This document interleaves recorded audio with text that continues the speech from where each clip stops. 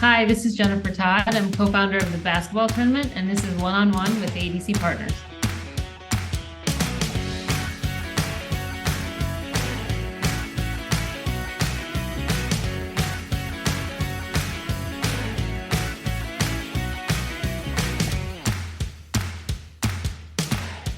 Hi, this is Dave Almy of ADC Partners.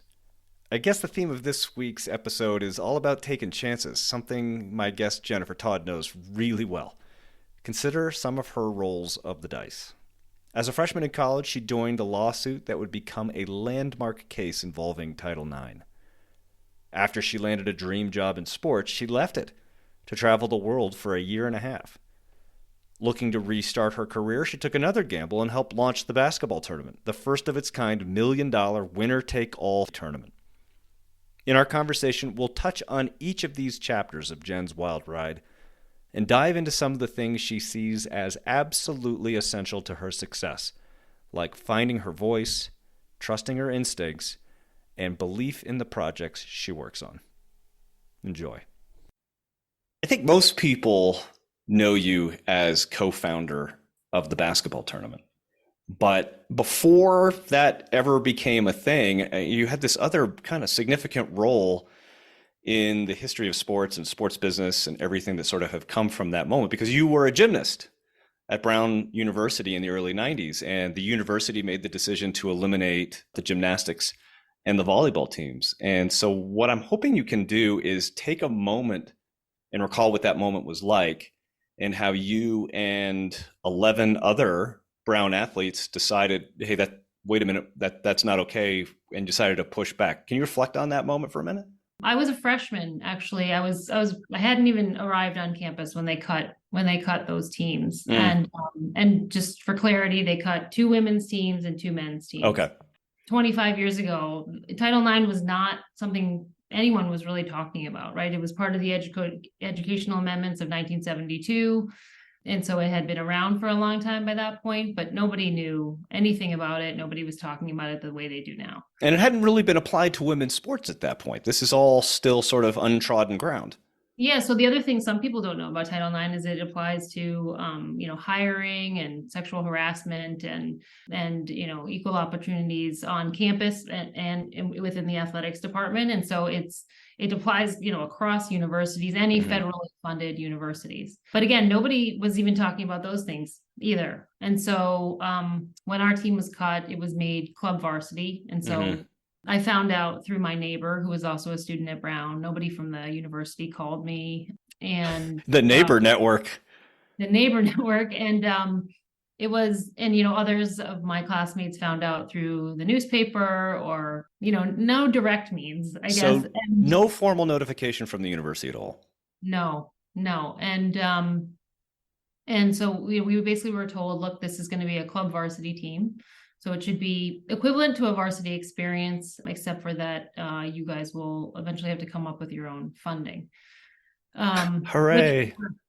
8 women, who are in college without a lot of means generally to come up with their own fund. Now, our budget wasn't that big. Our coach was still under contract. And so we didn't have to cover her salary, but we did have to, cover the rest of the expenses going forward, but not in that. I went into campus thinking, okay, this is going to be just like a varsity experience. And we don't really know until we get on campus what that looks like anyway. Right.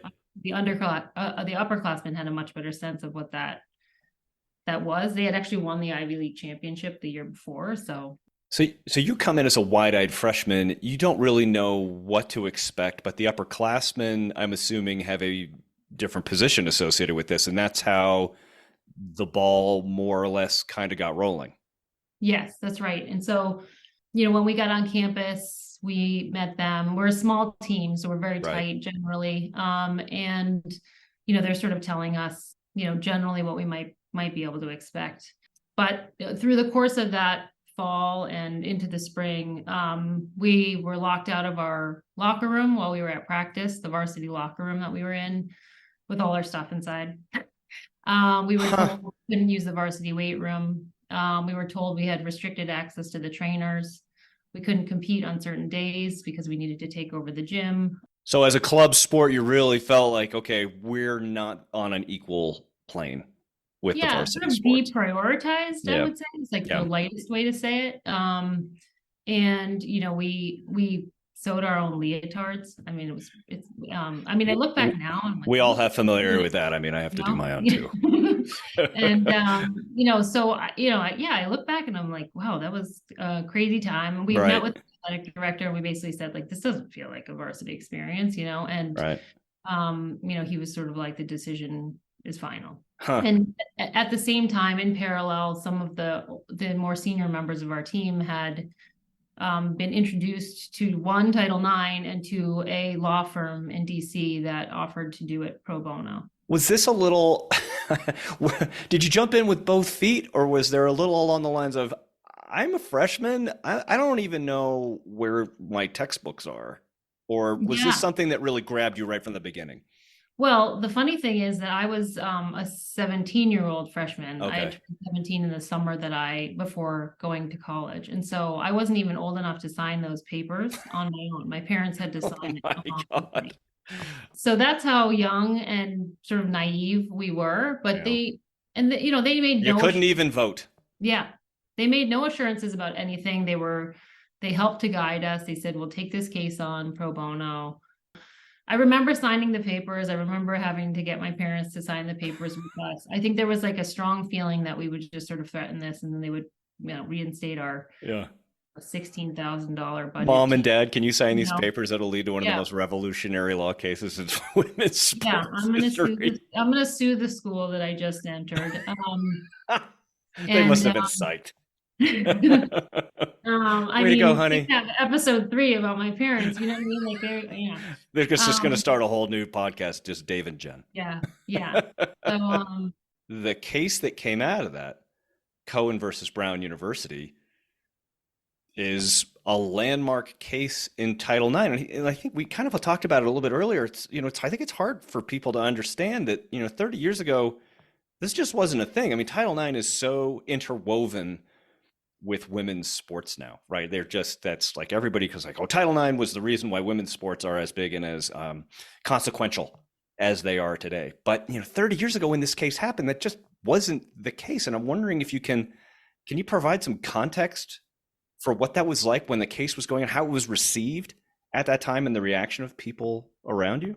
again, I mean, I think people just not really knowing Yeah. what it was. It was sort of like, wait, what is the basis you're even suing them on? Like, and there wasn't, now we feel all this momentum around women's sports in this country and globally. And, it wasn't anything like that, right? 30 years ago, it was, a lot in fact, Brown was provided a lot of women's opportunities in comparison to other schools. Mhm. And yet they were still, largely in violation of Title IX, just in terms of like, I think the percentage was, 50-50 men to women on campus and 65-35 in terms of the opportunities. And Right.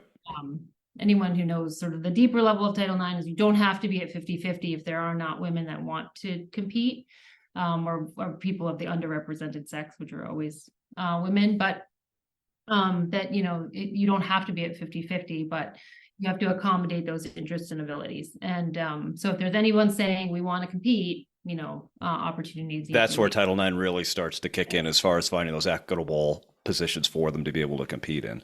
That's right. But, so the reaction, to your original question was, there were, I think, a lot of students around us who were questioning, deeply what we were doing, why we were doing it, what was the basis of it. The school newspaper came out very strongly against us.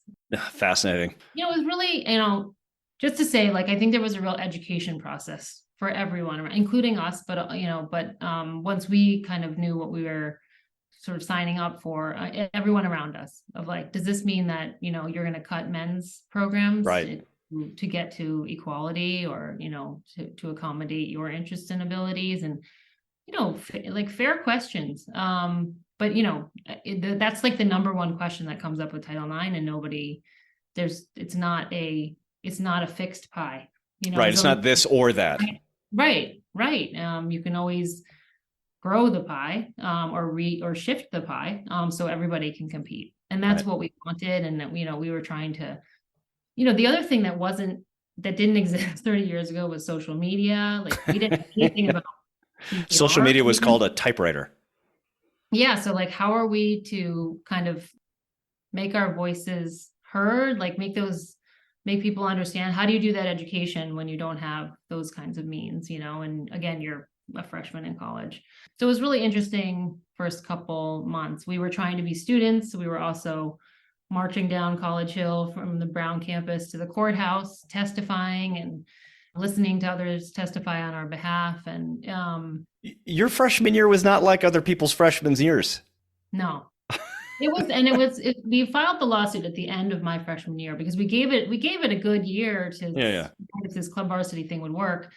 But we filed the lawsuit, I think, at the end of my freshman year, and then preliminary injunction kicked in. We won that, and and kicked in so we could recruit and know that we would still have a team while the case continued. And we won the case in 1994. I remember one of my teammates just writing, with those whiteboards we had on our college doors, like, we won, in huge black letters. And those whiteboards were the original social media. They were. Like, when you needed to find someone, you wrote a note on their whiteboard. Hey, I stopped by to say hi. And then we're really aging ourselves here, Dave. Oh boy, there are some people listening to this right now going, what are they talking about? And then then they appealed to the First Circuit. So we went back to court, and we won that in 1996. And then they applied for certiorari to the Supreme Court. And I didn't know what that was at the time. And the Supreme Court pushed it back down to the First Circuit ruling. And so ultimately we came out on top. It's just this unbelievable process. And again, I don't want to keep hammering this point home, but I think everybody kind of takes Title IX for granted now. It's like, oh, it's this thing and it's this settled law and it's had all this impact. But back in this time, you were going to the Supreme Court to get these questions answered, and it was going back and forth, and the university was pushing back. And I'm assuming a lot of other universities were backing Brown because they saw what the potential of you winning this case was. So it's just this, pardon this terribly archaic word, which is going to date me even further, which I'm sorry to say, but it is this just rigmarole of legal morass that has come out and just sort of been this, okay, it's Title IX and it's all settled. And I'm wondering, like, since it has been 30 years and expectations around it just sort of settled in, has the resulting 30 years matched what your expectations after the on the whiteboard we won? To like, has it become what you thought it was going to be, or has it deviated in ways that were unexpected? Do you know what I mean? Yeah. Well, so this was the 50th anniversary this year of Title IX. So I think we probably all saw a lot of celebration of that, and also like a real inspection of kind of what it's done for girls and women in sports. And the biggest statistic coming out is that, I won't get the numbers exactly right, but in 1972 boys had 3.5 million opportunities to play sports, and girls had something much lower. Now 50 years later, girls have 3.3 million opportunities to play sports, and boys have also grown in that time. So we're not 50 years later where the boys were 50 years ago, despite that we've made huge gains, right? So there's still a lot of work to be done. But now, it's like you feel that momentum, right? You feel, you watch the NWSL, you watch the WNBA, you watch women's NCAA basketball, you see that these properties, leagues, teams are have an upward trajectory for sure. And you hear Title IX in that conversation, right? Where it's because we've had a whole generation now of kids to have gone through a system where there were more opportunities to come to where they are today. So, it's like half, yes, this is an amazing piece of legislation. It's done so much for for girls and women, and then half, like, there's also still so much work to be done. And again, it's just okay. The hand in glove nature of women's sports in Title IX just continues to roll forward. Yes, still work to be done. And I want to transition a little bit to, and we'll use this as sort of the fulcrum for this conversation. I'm wondering how Title IX maybe impacted your approach to sports business as you began your journey post graduation, post lawsuit. Were there lessons learned during that process that informed how you approached your sports business work life? Yeah, I mean, absolutely, yes. I say all the time, it's where I found my voice. Mm-hmm. No, I didn't know I had a voice, honestly, when I got to college. I was so young. I was trying, we're all trying to take on the added workload, be athletes, file a lawsuit at the same time. As you do. As you do. And but I sort of realized, look, you can really take a stand for things that you believe in or that are personal to you, personal to your own experience. I didn't come out of the lawsuit sort of going, okay, I want to follow obviously a legal path or something like that. It didn't apply to my everyday life, but Mm-hmm. it did apply in the way of, like, okay, I have a voice, something to say, and if I believe strongly enough in it, I can use my voice. And so the first few years of my career, I was, a strategy consultant. I was just trying to kind of figure out my way through Mm-hmm. independence and life as a working person.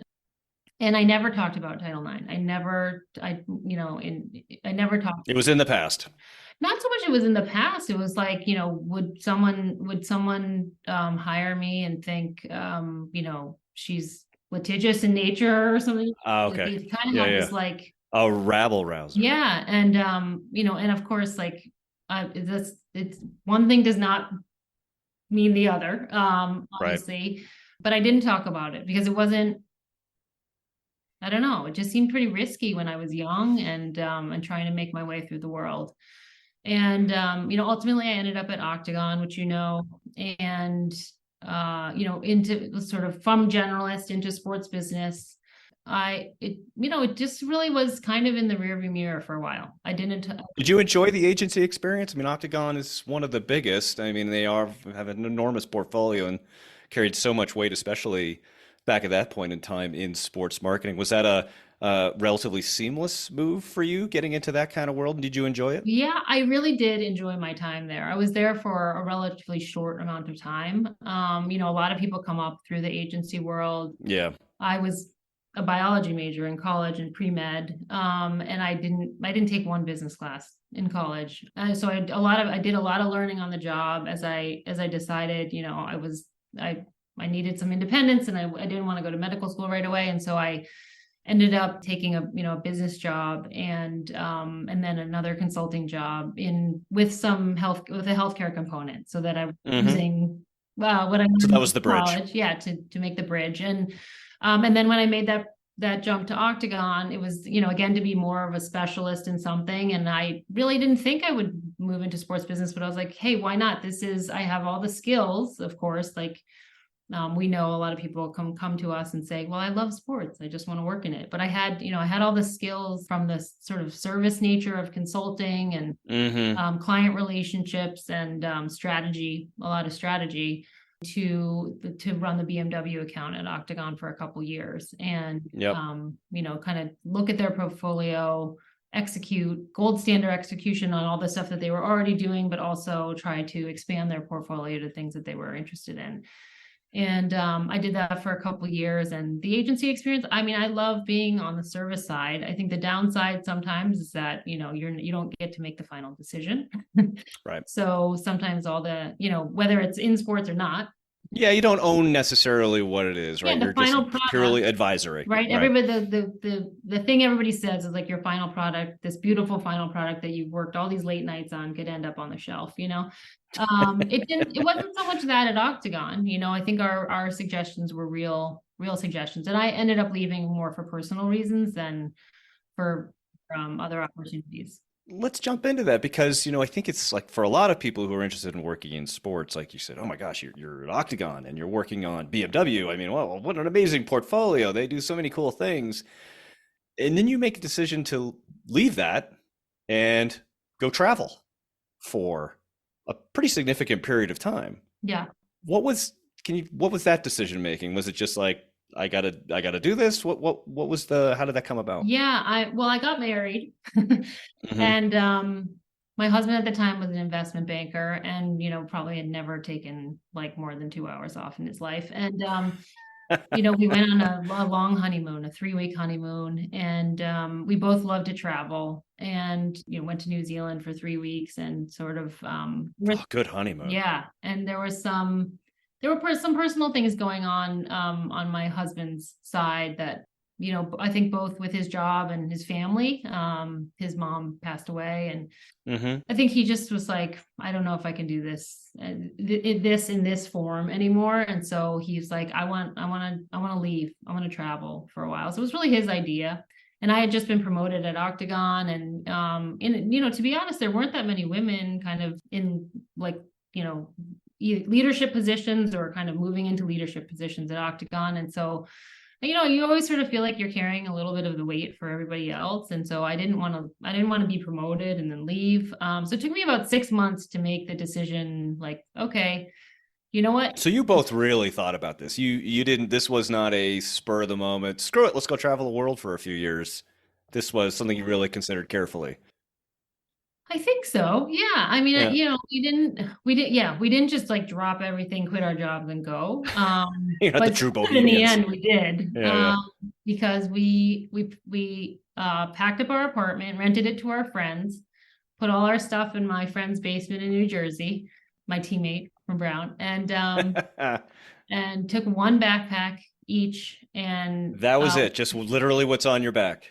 yeah, one bag each, and went out to the World Cup in Germany. That was our start. We did Poland, and then we did Germany. We had like the first 2 weeks of our itinerary planned based around the games, the World Cup games that we wanted to go to and had tickets to. And then we had no itinerary after that. And Just some of our opened friends your were like, arms. we'll be back in 6 weeks. And And how then long did it last? we came back 15 months later. So it's a Yeah. pretty great excursion that allowed you to really just take it all in, right? I mean, you how many countries did you visit? 40. Yeah, okay. We started off really fast, and then we got progressively more tired, and Yeah. we went and slowed down a little bit. But we went, Western Europe and Africa for several months, and then Asia for the rest of the time. And Yeah. we would have kept going, but my husband's grandfather was ill, and So you needed to get back. we came back and we thought we'd go back out. And it was September in Boston, and we'd just been living in Shanghai. So, just sort of imagine like it was pretty polluted in Shanghai, big city, like Hmm. very far away from home. And we came back, and like it was September in Boston, which is a beautiful time. Yeah, yeah. Clocks were on fire. The air was super fresh, and our whole family was here because our his grandfather was ill, and it just sort of felt like, okay, we can't, we're like, it's Time to time to time to it's set time down to be stakes here. yeah. So there were a lot of places we didn't get to see, but such a good experience to expand our worldview. And I didn't really know going in that that's what we would get, but just like kind of being like locals out there and talking to Ugh. people about their view of the United States or their view of the world. Like, you learn so much. You really realize what you don't. Whenever a recent college graduate asks me for advice, for lack of a better term, like what should I do? What comes next? And even some that don't ask me, and I just feel compelled to tell them anyway, is doing exactly what you said, right? It's such a unique period of time, particularly after college, right? And you did it a little bit later than that, but particularly after college, to get out of wherever you are and go exist somewhere else. I lived in Japan for a year, and it was such a transformative experience because you do get this sense of, oh, I can really live on my own and go to another place where I don't really actually speak the language all that well, and Oh, not just live, like not just keep myself alive, but gosh, learn so much and get so many different perspectives and see what else the world has to offer. So if anybody's in college right now and they're listening to this, just go away.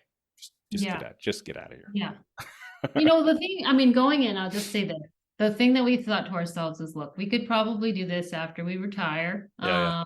after we have kids, and we'll be, I don't know, 60, 65, and travel will just be different, right? But like if you do it when you're in your early 30s and you can kind of run very fast.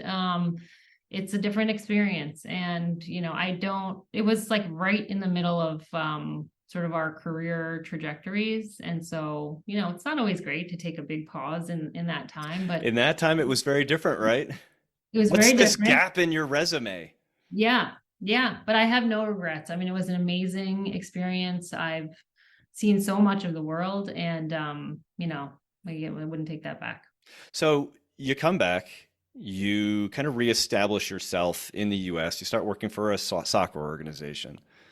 And I'm wondering, at what point did the concept for the basketball tournament begin to germinate in your mind? Where were the catalysts there? Well, first of all, I mean, it wasn't my idea, right? It Okay. was our CEO, John Mugar, was his idea, and it had been germinating for him, I think, for a little while. Hmm. I left the soccer organization, and this got this deck through like a mutual. He had hired someone to sort of help him get the idea off the ground, who was also a former consultant, and then I had met that guy. Anyway, this deck comes across my desk, and I think it was like a $10 million, 1,000 team participative tournament. And I actually immediately called my boss, my old boss at Octagon, and I was Hmm. like, get a load of this, And Look at this crazy thing. yeah, and and I had been working for like a soccer organization in the way that I had sort of had a little taste of entrepreneurship. So my risk profile was decently high in terms of like, would I take a risk on starting something totally new? But it was like, wait, what? And but I did know what I could do for them is, he hadn't come from a sports background, and Okay. our other co-founder, Dan, hadn't come from a sports background. And but I knew, look, I know how from the other side to activate sponsorships, that BMW had taken on. I know how to run events, promotion and marketing. I get that whole world. And so I know how to take this concept and bring it out to market. Like what I know from the other side what sponsors are looking for. Hmm. We created this whole day, and again, consulting experience coming in from flying in from this side, sort of we created this whole deck, trying to present the idea. I mean, actually, backing up, we did try to sell it as a reality show for about a year. It was in the time of reality shows, and there were networks interested in it, but also interested in owning it in perpetuity if it was successful. And that wasn't really interesting to us. And so we said, okay, we're going to pilot this. And again, went out to sponsors, really didn't get a lot of traction. We had some nice meetings. Yeah, yeah. But we were like, But what, we're the trepidation around new concepts and things like that, new right? concept, right? Unproven, a little bit crazy, so a little bit insane. But yeah, but also, it's funny too because I want to go reflect back on Title IX, right? Everybody sort of takes Title IX for granted back there, but when you started, it wasn't such a, there was no sort of basis, no foundation for understanding that could be applied here. The same thing with these participatory tournaments. This was very new. And yeah, I think Yep. you can look at the big three and all these other kinds of tournaments that go on like this. This was brand new. This was revolutionary again. You find yourself sort of back in that same position, having to be like, no, seriously, it's not crazy. It's Yeah. going to work and it's a great idea. Yeah. I mean, look, the mission and the vision were very clear, right? Which is sort of, let's try to bring some power back to fans. Let's try to excite competition.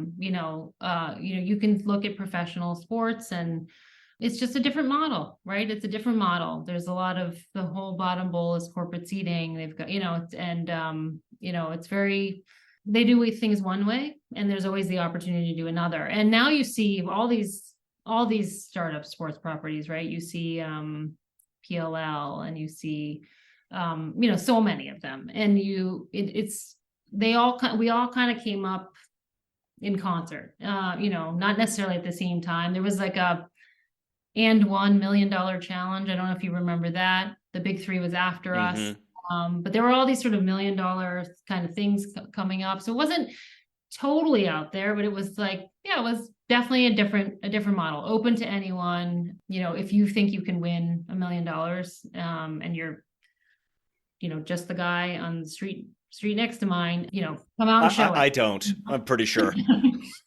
um, and in that first year, we just wanted to see like, hey, will fans follow this, Yeah. and will players play in this? And they were, I mean, the standards for a tournament at that time were not particularly high. Like it was like two teams show up on the court with the referee also there, and the game starts on time, and some fans in the stands and go. Yeah, and there were like 17 fans in the stands the first year, but it was, look, again, coming from the background of like gold standard events, right? We just want to pull off a great event. We want people to participate in it. We want fans to be interested in it, and we want, to sort of prove out that something like this can work. And there's always luck involved in any entrepreneurial venture, right? Everybody has their luck story. And one of our luck stories was that Len Elmore's son was competing in TBT that first year, and Len came to Philly U, where we had that first tournament, and he called ESPN. He was like, "You got to see this thing." They put our final game, which, by the way, we let fans vote on where that was going to happen. Nobody really remembers that, and that's like an event marketer's nightmare. But anyway, yes, they voted on Boston, so that was also lucky because Barstool team made the final game, and their court would be Boston. And so obviously, 3 weeks later, we're playing a championship at Boston University, but I could have very well have been in the cornfields of Iowa. Oh my gosh. Or like Yukon, Alaska. I mean, no offense, it's just a little out of the way. Yeah. And I should just also mention that I was 6 months pregnant at the time. Oh my gosh. It's like, well, you know what? This is hard to put on these first events, but you know what I need to do is I need to amplify the challenge. Let's get pregnant. Yeah. So anyway, we pulled it off, and so that's like our luck story, right? There's always some luck involved, and the final product never matches what you originally envision it, but there is like a thread, right? There's a thread that maintains throughout, like, this is what we're trying to do, and it stayed with us the entire 10 years. Was there a moment where you were working with TBT and thought, oh wow, this is working, like people are really seeing this, and it's being successful? Yeah, that moment was when I knew there'd be another tournament the next year. Yeah. The first couple of years. When you weren't one and done. Yeah. Do we do another one? Yeah. Do we have another one? And there was a moment where, ESPN, we renewed our contract with them, and we knew that there would be a tournament in the next year, and that we could hire people against that. That was really the turning point for us.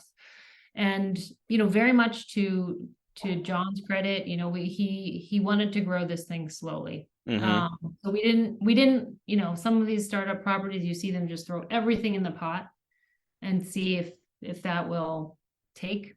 You kind of see the whole thing as big as it can be and see if it works. And we were more intentional about how we grew. So in the first couple of years, it was just build a geographic presence, have access to teams on the West Coast.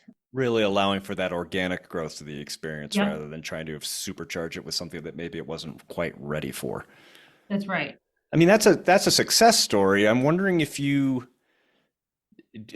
could look back, right, to 2013, Jenn Todd, when this thing is getting started, from your position of where you are now, if you could get in the time machine and go back to her and say, whatever you do, don't do this. Like, or what advice do you have in retrospect now that you think would be valuable to know then when you're putting on a new event like that? The good answer to that is I have so much advice because I learned so much, and also I'm Volume 4. Yeah, Volume 4. I mean, there's so many directions I could go with that, and also I'm not sure I would change anything. You know what I mean? Yeah. You learn so much. I've learned so much over the last 10 years about myself, my capacity for, to create something, starting a business, growing an organization. There's so much. And yeah, I don't know. So it's like, there's so many lessons I've learned in that time. And at the same time, I'm not sure I would change Is anything. there one that stands out to you as being like, that's been invaluable to me right up until this very minute in this conversation? Trust yourself, trust and respect, I think, are probably the biggest things. Trust yourself, your own ability. If you believe in what you're doing, put it out there, like, don't hold back. We were, there were times that I look back and we were out to every basketball operations person we knew. Like, we were just sending emails wildly, out to people. But if you believe in something, follow that. It comes up so much in these conversations, the importance of authenticity, right? To be authentic as a brand, to be authentic as a person, to be authentic in your relationships with folks. I think that's intertwined with trust a little bit too, right? If you trust yourself and you believe in what you're doing, it comes off in those conversations with people in that truly authentic way, which spurs the development of the things that you're trying to do, right? Because if you believe in it, then people are much more inclined to buy into it versus feeling like this person, A, doesn't know what they're talking about, or, they don't believe in what they're talking about. They're just, quote unquote, selling me on this idea. I feel like that's something that maybe it's foundational, but it's so important to what, particularly as entrepreneurs. If you don't believe, it's not going to happen. Yeah. I mean, it's true. It's like that comes through in everything you do if it's something that you believe in, right? It comes through, and the sales pitch doesn't sound like a sales pitch. It sounds like something you're authentically interested in and you believe will work. But yeah, I mean, the other thing is, like, our time is short. Our careers in some ways are short. And so really spending time on the things that you feel strongly about and believe in, or like, it's much better use of the time. Well, let's talk about that a little bit because you left the basketball tournament earlier this year. What is next for Jenn Todd? I don't know yet. That will have to be I was episode hoping for a scoop. 5. You know what? It's interesting. I mean, this because we've talked about this offline, but I've had a lot of conversations that have gone in really very different directions. And I just needed to regroup. I was exhausted. A little burned out. I was totally burnt out. And it took me a couple months to just say that without shame, because, I was the person who like powered through and I'm going to get this done. Yeah. Right. Yeah. Like, you're Jenn Todd, you just like, someone literally said that to me once, like, you're just power through, but after 2 pandemic tournaments, I couldn't do it anymore. So yeah, things have gone in Options open. From entrepreneurial to very established organizations. So you'll have to tune back in. We'll have to do volume 5. My gosh. Volume 5. We have so much to talk about, Dave. Oh my gosh. We could definitely make like a 6-hour podcast out of this, but I'm not sure anybody's ready for that. I'm sure they're not. I think this is one of those moments, right? Yeah. It's sort of like, do you follow, I don't know, what's the priority? And obviously I have my family life to balance out with these opportunities, but I will tell you one thing. The time that I've had off has been so lovely in terms of just being able to connect with people that I wouldn't have otherwise connected with had I been, kind of charging ahead with TBT. And I've met so many really interesting people doing really interesting things who honestly, I just wouldn't have met otherwise. And I think everybody always says like, oh, it's better to find your next thing while you're in your thing. But that wasn't going to work for me. I couldn't do that. So there is a lot to be said for being able to take that time to take that deep breath and make a decision not based out of, oh, holy crap, I got to get the next job, but to have the time to reflect on priorities. Yeah. Both from a life standpoint, but like from a psychic income standpoint, what's going to really supercharge you on your next adventure. And it's going to be fascinating to see what that is, Jenn Todd, as you move on to onto your next phase, on the thing that does grab you and really excites you about what you're going to do. We're going to wrap up, but before I let you go, we are going to enter the lightning round. I have a series of questions for you that you are unprepared for, and totally unprepared. Totally unprepared. And I want you to give just quick. There's a new word. Quick, rapid responses. The first thing that comes into your mind. Okay, you ready? This could be bad. It's going to be awesome. Here we go. Lightning round. Okay, you've been to over 40 countries. Where would you go back to tomorrow? Egypt. What's still on your list to visit? Japan. Okay. You competed in gymnastics at Brown. What was your least favorite discipline? Bars. I was not strong. I didn't have strong. It's like you either do bars and beam and you're very technically savvy, or you do floor and vault and you're like very powerful. And I was more the floor and vault. All right. So no bars. All right. Just go this way because you were young in college too. No bars. It worked on a variety of different ways. You could buy a sports franchise tomorrow. What league would it be in? NWSL. NWSL. I think it's a very smart choice right now. You could be in any athlete for 24 hours. Who would it be? Ooh. I don't even have an answer to that. You don't even have to answer. All right, volume 7. All right, last one. Who is your number one LinkedIn success story? You. That's the answer. You got that one right.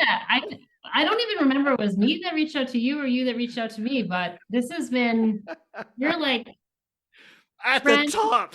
Therapist, counselor. I'm just so gratified. I see you didn't have to prepare for the lightning round at all. It just flowed perfectly.